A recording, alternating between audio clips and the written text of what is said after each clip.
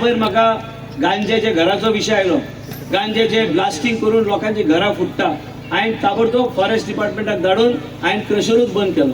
हांव जाणा लोकांचे ट्रकां चलता थंय, तांकां योग्य तरेचे डिसिप्लिन आनी योग्य तरेचे तेणी प्रोसिजर फॉलो केल्यार तर आमी तेजेर योग्य तरेन आमी लक्ष दवरूं शकता. ट्रकवाल्याचे विरोध ना हांव. ट्रक चलोवपाक जाय, त्याच बरोबर लोकांची घरां बी सुरक्षीत उरपाक जाय.